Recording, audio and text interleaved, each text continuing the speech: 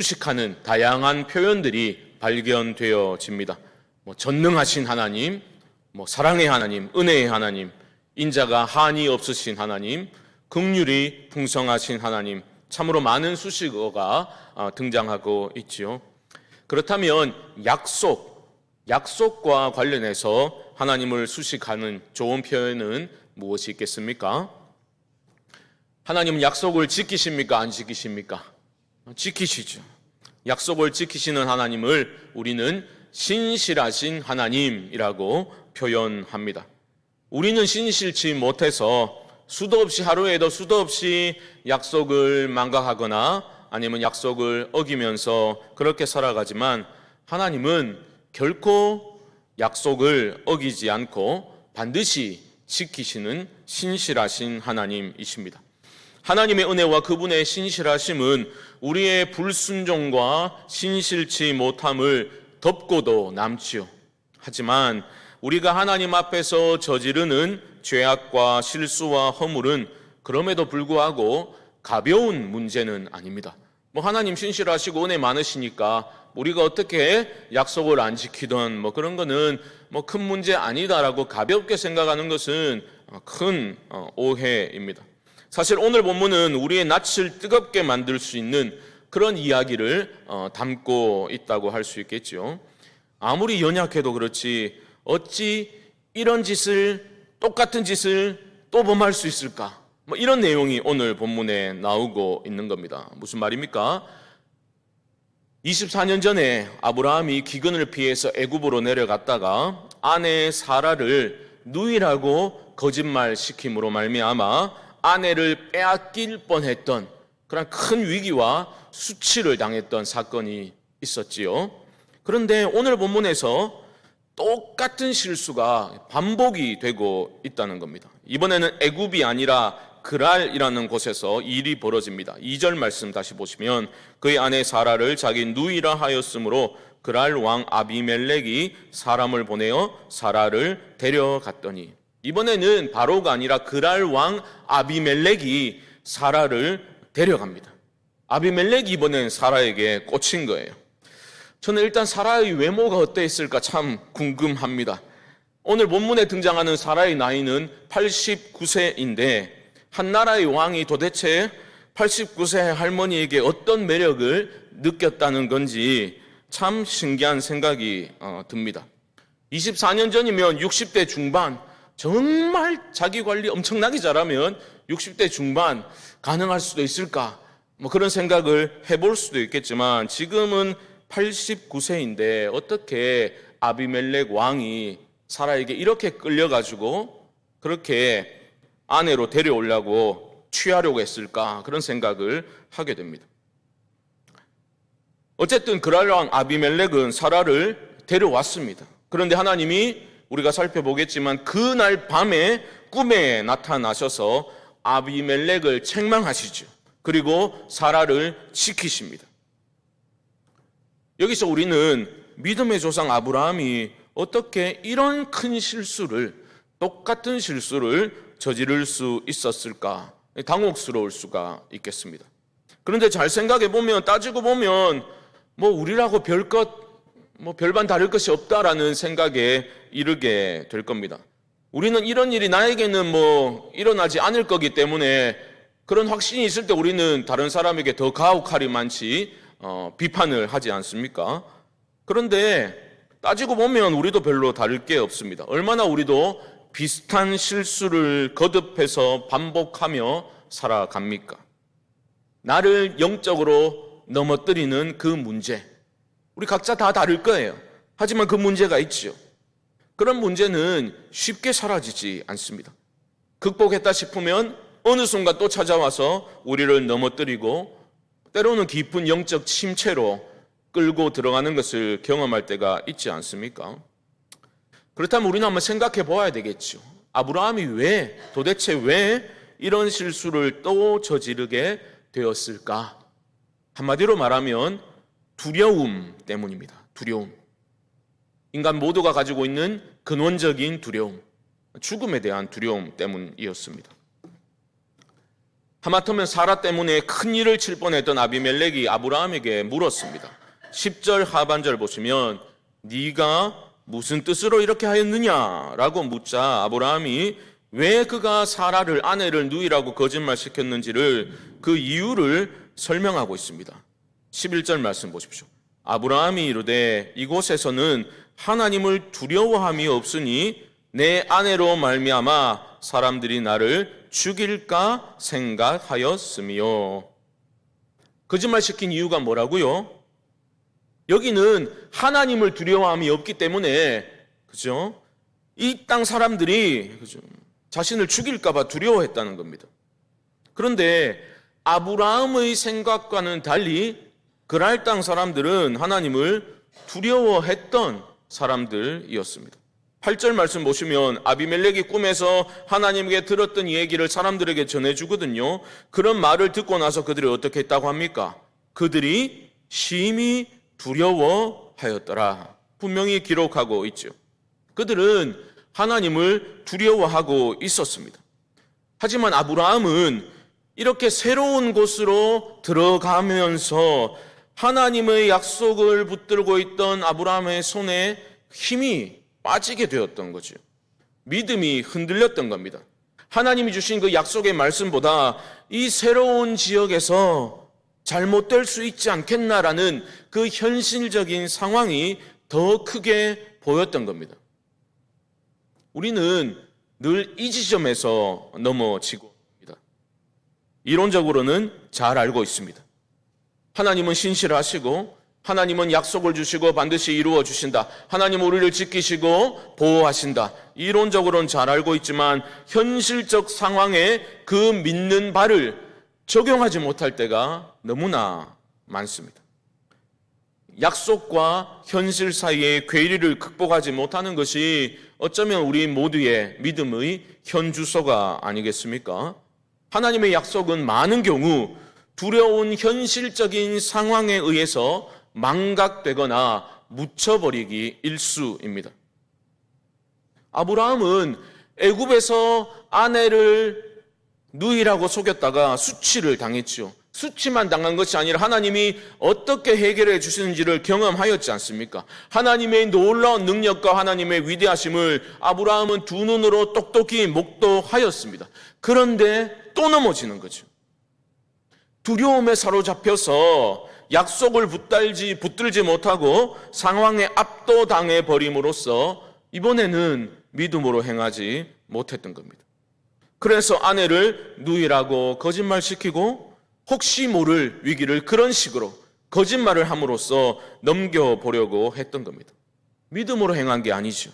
철저하게 인간적인 셈법에 따라서 계획하고 실행에 옮기고 있는 겁니다. 여러분, 제가 여러 차례 말씀드렸지요. 성경에서 하나님이 인간에게 주신 가장 빈도수가 높은 명령이 무엇입니까? 두려워하지 말라요. 두려워하지 말라. 그만큼 인간은 두려움에 사로잡히기 쉬운 존재, 연약한 존재라는 의미입니다.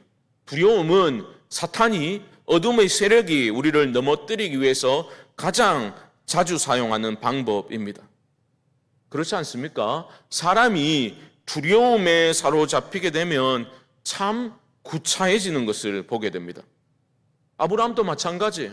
아비멜렉이 너 왜 그런 거짓말을 시켰냐라고 묻자 아브라함은 죽을까 두려워서 그랬다라고 그렇게 대답을 하지요. 그리고 그렇게 대답한 후에 아브라함은 덧붙여서 이렇게 말합니다. 12절 말씀 한번 보십시오. 12절 보시면 또 그는 정말로 나의 이복 누이로서 내 아내가 되었음이니라. 하나만한 말을 괜히 하고 있는 거죠. 뭐 그래도 따지고 보면 내 누이가 아닌 건 아니니까 뭐 이런 식으로 덧붙이고 있는 거죠.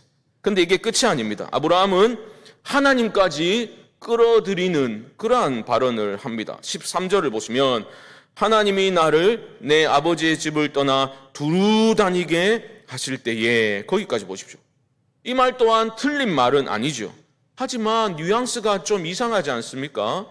생각해 보십시오. 창세기 12장에서 하나님이 아브라함에게 나타나셔서 떠나라 명령하셨을 때 아브라함은 하나님의 약속을 믿고 떠났습니다. 분명히 성경은 그가 말씀을 따라갔다라고 기록하고 있습니다. 그런데 순종으로 떠나기만 하면 하나님이 더 나은 곳에 곧바로 정착시켜줘서 너로 하여금 안정된 삶을 살 수 있게 해주겠다라고 약속을 하신 적이 있으십니까? 없다는 거죠. 하나님 그런 약속을 주신 적이 없으십니다. 대신에 하나님이 내가 너와 함께 하겠다 아브라함에게 약속하셨죠.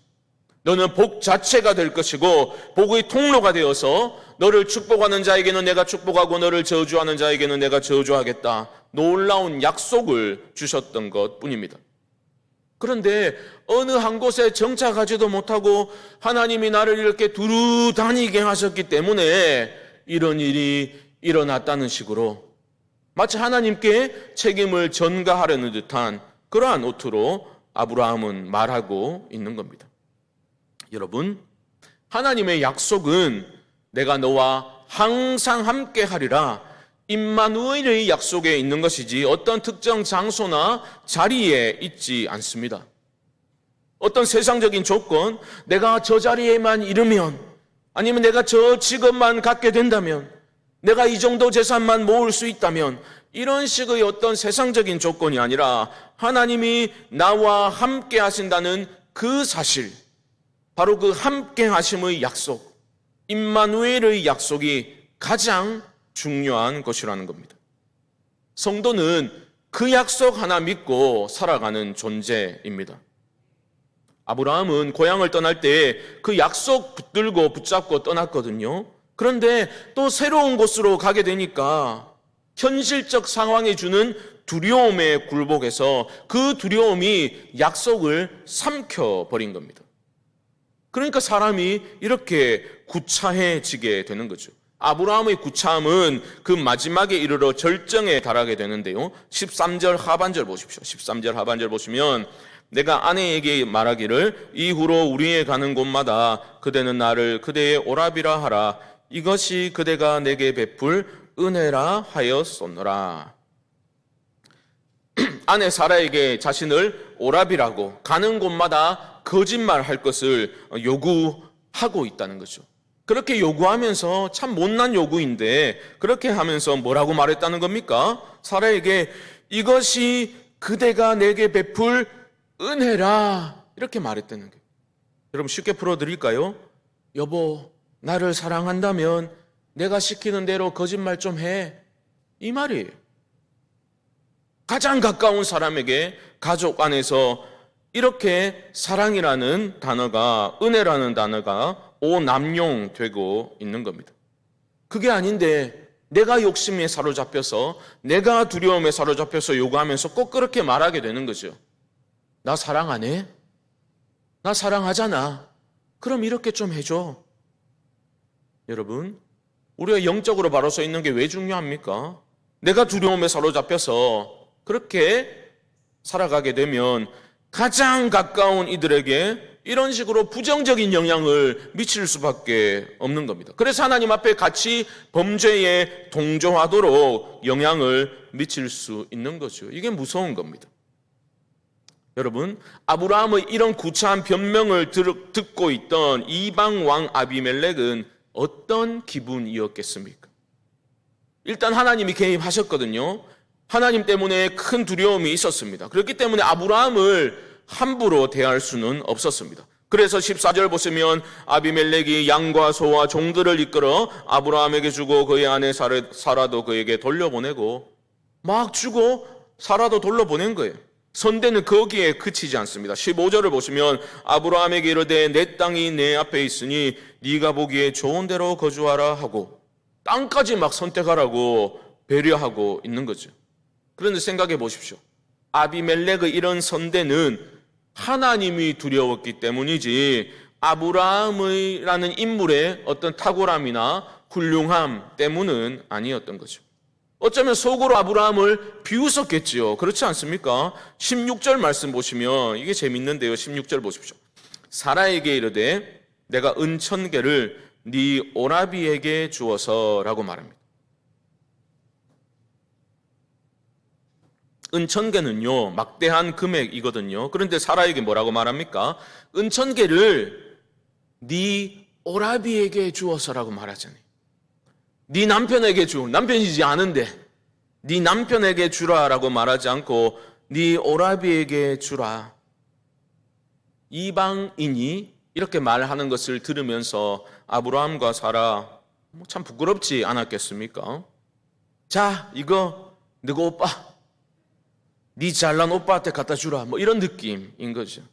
수치스러운 장면입니다. 하나님의 사람들이 이런 수치를 당하면 안 되는데 너무 수치스러운 장면이죠. 왜 수치스럽습니까? 하나님은 복의 근원으로 복을 전달하는 삶을 살아야 될 그런 아브라함으로 하나님 만들어가기를 원하시는데 약속과 현실 사이에서 두려움에 사로잡혀 약속을 붙들지 못하고 현실에 굴복해서 현실적인 것들을 선택해버리니까 이런 수치스러운 상황으로 치닫게 되는 거죠. 여러분, 우리가 하나님의 선하심을 의심하고 그저 현실적인 두려움에 사로잡혀서 눈에 보이는 대로 세상이 가르치는 방식대로 선택을 해버리면 우리가 맺고 있는 다양한 관계 안에서 반드시 부정적인 영향을 미치게 되는 겁니다. 특별히 누구에게요? 사랑하는 가족들에게, 가까운 이들에게 부정적인 영향을 미치게 되는 겁니다. 사랑이라는 이름으로 믿음으로 살지 못하도록 거짓에 동조하도록 그렇게 만들어버리는 겁니다. 끌고 들어가는 겁니다. 사랑하는 자녀들에게 하나님의 약속을 붙드는 그런 믿음의 삶을 사는 것보다 더 중요한 것들이 세상 속에 얼마든지 있다는 것을 우리는 나의 선택을 통해서 가르치게 되는 거죠. 그게 부정적인 영향을 미치는 겁니다. 학생 때 입시 성공이라는 그 우상에 사로잡혀가지고 시험 기간이 되면 예배를 빠지고 학원에 가도록 독려하거나 허용하는 것이 바로 그런 두려움이 약속을 삼켜버린 그런 상황이라는 것을 얼마나 많은 사람들이 교회를 다니면서도 가볍게 생각해 버리는지 모릅니다. 저는 율법주의적인 예배 참석하라 그런 말씀을 드리는 게 아니라 그런 선택을 자녀에게 할 수 있도록 하는 것이 그게 바로 삶으로 가르치라는 거죠. 하나님보다 얼마든지 더 중요한 가치가 있다는 것을 그렇게 가르치는 거예요. 그렇게 하면 안 되는 거 아닙니까? 학교 생활뿐입니까? 직장 생활에서 사업을 하면서 수많은 선택의 기로에서 우리는 무엇에 근거해서 선택하고 결정합니까? 하나님의 선하심을 믿고 설령 내가 이 선택을 믿음으로 함으로써 내가 원하는 결과를 얻지 못하고 손해볼 것이 뻔해 보이는 그런 상황에서도 믿음으로 선택하고 순종하면 하나님이 결국 책임지신다는 믿음으로 선택을 하려고 여러분 몸부림을 치고 살아가고 계십니까? 아니면 남들 다 하듯이 그런 부정적인 방법으로 편법으로 눈앞에 이익을 거머쥐려고 하십니까? 궁극적으로 우리가 선택하는 그 모든 선택들을 통해서 우리는 내가 무엇을 믿고 살아가는지를 보여주게 되는 거죠. 선하신 하나님이 주신 약속을 믿느냐 아니면 눈앞의 현실에 굴복하느냐로 판별이 되는 겁니다. 여러분 꼭 기억하십시오. 약속과 현실 사이에서 믿음으로 약속을 붙들면 하나님 주신 약속은 현실이 되는 줄 믿고 순종의 삶을 통해서 참된 복, 하나님이 주시는 참된 복을 누리실 수 있기를 주님의 이름으로 축복합니다. 잘못된 두려움으로 인해서 실패했더라도 여러분 절망하지 마시고 다시 하나님께로 여러분들의 시선을 맞추시고 약속을 다시 붙드실 수 있기를 바랍니다. 오늘 아브라함의 실수를 통해서 우리는 참으로 중요한 영적인 진실을 대하게 됩니다. 그것은 무엇이냐? 바로 하나님의 약속의 성취, 하나님은 반드시 약속을 이루신다 했잖아요. 그 성취는 나의 신실함에 결코 달려있지 않다는 사실입니다. 정말 다행이죠. 그렇지 않습니까? 믿음 되게 좋으신가 봐요. 하나님이 약속을 성취하시는 데는 나의 신실함에 달려있는 게 아니라는 게 얼마나 감사한 일입니까? 하나님의 약속은 결국 신실하신 하나님으로 인해서 성취되는 것이지 나의 그 잘나고 대단한 믿음 때문에 되는 게 아니라는 거죠. 그걸 깨달아야 됩니다. 여러분, 그런데 잘 보십시오. 하나님이 약속을 이루시는데 그 성취의 과정을 보면 실패한 아브라함을 저 구석에 찌그러져 있으라고 하나님이 그렇게 발로 뻥 차놓으시고 홀로 약속을 성취해 나가시는 것이 아닙니다. 실패 속에서 아브라함을 일으키시죠. 아브라함을 통해서 하나님은 약속을 이루어 나가십니다. 이게 마지막 포인트인데요. 중요한 부분이라고 여겨집니다. 우선 보십시오. 약속보다는 현실을 크게 보고서 아브라함이 지금 일을 저질러 놨어요. 하나님이 그 아브라함이 지지해 놓은 거를 여러분 어떻게 정리하는지를 보셔야 됩니다. 사라를 아비멜렉이 데려갔죠. 하나님은 그 밤에 그의 꿈에 나타나셔서 책망을 하십니다. 3절로 올라가 봅시다. 3절 중반절 보시면 그에게 이르시되 네가 데려간 이 여인으로 말미암아 네가 죽으리니 그는 남편이 있는 여자임이라. 너 죽는다. 하나님이 꿈에 급하게 나타나셔가지고 아비멜렉에게 말씀하셨어요. 아니 여러분 생각해 보세요. 아비멜렉 입장에서 보면 너무 황당한 일 아닙니까? 누이라 해가지고 데려왔는데, 그렇죠? 하나님이 네 죽는다. 남편이 있는 여인이다 하니까 억울해가지고 아비멜렉이 하나님께 항변을 합니다. 4절과 5절 보십시오. 4절 5절 아비멜렉이 그 여인을 가까이 하지 아니하였으므로 그가 대답하되 주여 주께서 의로운 백성도 멸하시나이까 그가 나에게 이는 내 누이라고 하지 아니하였나이까 그 여인도 그는 내 오라비라 하였사오니 나는 온전한 마음과 깨끗한 손으로 이렇게 하였나이다. 아비멜렉은 너무 억울한 거죠. 주여 주께서 의로운 백성도 멸하십니까? 나는 하나도 몰랐는데 어떻게 이런 말씀을 하십니까? 라고 항변을 하자 하나님이 절충안을 이렇게 내십니다. 6절입니다. 하나님이 꿈에 또 그에게 이르시되 네가 온전한 마음으로 이렇게 한 줄을 나도 알았으므로 너를 막아 내게 범죄하지 아니하게 하였나니 여인에게 가까이 하지 못하게 함이 이 때문이라. 무슨 말입니까? 그래 나도 안다. 그래서 내가 너를 막아준 거야. 생각해 보십시오. 이런 얘기를 듣고 있었던 아비멜렉의 표정이 어떠했을지 여러분 상상이 가십니까? 아니 힘이 안 되니까 그냥 듣고 있는 거지. 이건 완전히 부하가 치밀어 오르는 그런 상황 아닙니까? 그런데 하나님이 한술 더 떠서 이렇게 말씀하십니다. 7절을 보십시오. 이제 그 사람의 아내를 돌려보내라. 그는 선지자라. 그가 너를 위하여 기도하리니 네가 살려니와 네가 돌려보내지 아니하면 너와 내게 속한 자가 다 반드시 죽을 줄 알지니라. 비겁하게 아내를 누이라고 거짓말친 아브라함, 어찌 보면 피해를 준 가해자에게 지금 피해자인 아비멜렉 앞에서 하나님은 그는 선지자야라고 추켜 세우고 계신 모양새입니다. 그리고 말씀하시는 거죠. 아브라함이 너를 위해서 기도할 테니까 너는 죽지 않고 살 거야. 빨리 사라를 돌려보내. 안 그럼 다 죽어. 아비멜렉이 얼마나 화가 났겠습니까? 아니 무슨 선지자가 쪽팔리게 이런 거짓말이나 하고 있나? 그런 자에게 기도를 받지 않으면 우리가 다 죽는다고? 얼마나 황당한 생각이 들었겠습니까? 그러면 한번 생각해 보시기 바랍니다. 이렇게 하나님이 황급하게 개입하시는 것과 하나님이 문제 해결을 해나가시는 그 방식을 여러분 보시면서 어쩌면 좀 부당하다라는 느낌이 들지는 않으십니까? 하나님 모양새가 좀 빠지는 그런 모습 아닙니까? 그런데 그렇게 부당해 보일 수 있는 그런 모습, 모양새가 빠지는 모습에서 우리는 무엇을 발견하게 됩니까? 자기 자녀를 위해서라면 그 무엇도 마다하지 않는 하나님 아버지의 사랑을 여러분 발견하실 수 있지 않습니까? 자기 자식을 위해서라면 부모는 무엇이든 할 수 있는 사람들이지요. 사람들의 이목 따위는 신경을 쓰지 않습니다. 자식을 위해서 행동하는 것이 부모 아닙니까? 이렇게 비 오는 날 수요예배 오셨으니까 제가 재밌는 얘기 하나 해드리겠습니다. 며칠 전에 차를 얻어 타고 이렇게 오는 길에 교회 근처에 다 왔는데 큰 길에서 제가 혹시나 싶어서 그냥 한번 쓱 우측을 보았습니다. 조수석에 앉아 있다가 그런데 저 멀리서 향미 식당을 조금 지난 그 지점에서 제가 막내 아들 놈을 차 타고 가면서 발견했다는 거 아닙니까? 제 노안인데도 뭐 멀리 있어서 보였는지 모르겠지만 그 짧은 시간에 아들이 걸어오는 것을 제 눈에는 보였어요. 사람들 틈에서. 그래서 제가 차를 좀 세워달라 해가지고 저 밑에서 내린 다음에 이제 만나려고 거슬러 올라가게 되었죠.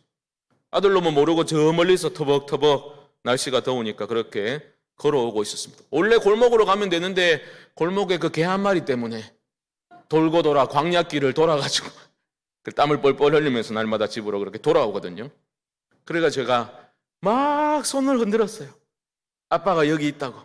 좋게 한 30m는 저 멀리 떨어져 있는데 저를 보라고 막 손을 흔들었어요. 사람들이 지나가는 행인들이 저를 이상하게 쳐다보는 거예요. 근데 저는 별로 신경 쓰지 않았습니다. 일단 마스크를 했고 나를 알아보겠나 싶어가지고 손을 막 흔들었어요. 좀 지나니까 손 흔드는 저를 봤는지 멈칫거리더니 저도 막 손을 흔들더라고요. 그래가지고 만나가지고 데리고 편의점 가가지고 아이스크림 하나 사 먹여가지고 그렇게 집으로 같이 걸어왔습니다. 오고 나서 생각해 보니까 와, 사람들 그렇게 많이 지나가는데 이렇게 막 손 흔들고 있는 저를 보면서 참 이상한 생각을 했겠다, 이상하게 봤겠다, 그런 생각이 들었지만 그 당시에는 아무 상관이 없었던 거죠. 어쩌면 그게 뭐 작은 일이지만 부모의 마음 아니겠나 생각하게 됩니다. 하나님 마음이 좀 그런 것 같아요. 누가 봐도 하나님 이 너무하신 거 아닙니까? 라는 생각을 할 수도 있는 부분입니다. 물론 하나님은 불의를 행하시진 않죠. 하지만 아브라함이 실수를 저지른 상황에서도 하나님은 아브라함을 위해서 헌신하고 계시죠. 아브라함은 어쩌면 하나님을 배신한 건데 하나님의 헌신이 아브라함의 배신을 덮고 있는 겁니다. 실수한 아브라함을 제쳐두고서 상황을 정리하시는 게 아니라 아브라함을 통해서 하나님은 상황을 정리하고 계십니다. 17절 보십시오. 아브라함이 하나님께 기도하매 하나님이 아비멜렉과 그의 아내와 여종을 치료하사 출산하게 하셨으니 여호와께서 이왕에 아브라함의 아내 사라의 일로 아비멜렉의 집의 모든 태를 닫으셨음이더라. 이해가 되십니까? 무슨 상황인지. 아브라함이 기도를 하니까, 실패했던 아브라함이 기도를 하니까 사라의 일 때문에 아비멜렉 집안의 모든 태가 닫히게 되었는데 닫혔던 모든 태가 열리게 되었다는 거예요. 아브라함의 기도를 통해서 출산을 하게 된 겁니다. 여러분, 하나님이 왜 번거롭게 이런 방식으로 일을 정리하십니까? 아브라함에게 가르쳐 주시기 위함입니다. 아브라함을 통해서 모든 민족이 복을 받게 되는 것이 하나님이 그에게 주신 약속이고 반드시 그 약속은 이루어질 것임을 하나님은 아브라함에게, 실패한 아브라함에게 이런 방식으로 다시 가르쳐 주고 계실 겁니다. 기도하는 아브라함의 심정을 여러분 한번 상상해 보십시오. 좀 쭈글스럽지 않겠습니까? 자기가 한 짓이 있으니까 부끄럽지 않았겠습니까? 그런데도 하나님은 아니야, 네가 기도해야 돼, 네가 기도해야 돼, 기도의 자리에 세워버리십니다. 다시 한번 상황에 굴복하지 말고 두려움에 장악당하지 말고 약속을 붙들고 살아가도록 하나님이 가르쳐주고 계신 겁니다. 수치를 당하게 하심으로 깨닫게 하고 계시는 거죠. 수치와 절망으로 결코 끝나지 않습니다. 하나님이 우리를 그렇게 내버려 두지 않으시기 때문입니다. 하나님의 헌신은 우리의 배신보다 큼을 여러분 잊지 마십시오.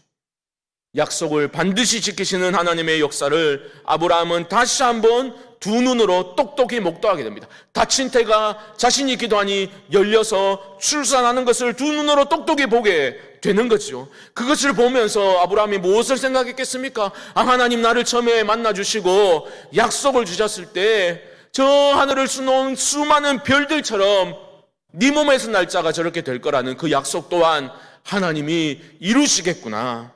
다시 한번 믿음을 붙들게 되는 일이 일어나게 되는 것이죠. 하나님은 그것을 원하고 계시는 겁니다. 여러분, 이러한 하나님의 사랑과 은혜가 우리 모두를 붙들고 있기 때문에 우리에게 소망이 있는 줄 믿으실 수 있기를 바랍니다. 성도가 살아가다 보면 맛을 잃은 소금처럼 그렇게 세상 사람들에게 밟히는 그러한 수치당하는 일을 당할 수도 있죠. 교회가 수치와 조롱의 대상이 될 수도 있는 겁니다. 우리의 잘못입니다. 나의 잘못입니다. 하지만 그런 우리의 실패와 배신보다 하나님이 우리를 향해서 가지고 계신 그 사랑과 헌신이 훨씬 크다는 것을 여러분 잊지 마시기 바랍니다. 우리가 없다고 하나님의 약속이 성취되지 않는 것은 절대 아니지만 하나님은 부족하고 연약하고 날마다 흔들리는 우리를 통해서 하나님의 구원의 역사를 이루어 나가시기를 기뻐하신다는 것, 원하고 계신다는 것 여러분 놓치지 마시기 바랍니다. 복의 근원으로 우리를 세우시고 세상을 복되게 하라는 사명을 다시 붙들고 살아가라고 신실하신 하나님은 또한 다시 우리에게 이 시간 말씀하고 계십니다. 그러한 하나님의 부르심에 응답하는 우리 모두가 될 수 있기를 주님의 이름으로 간절히 축원드립니다.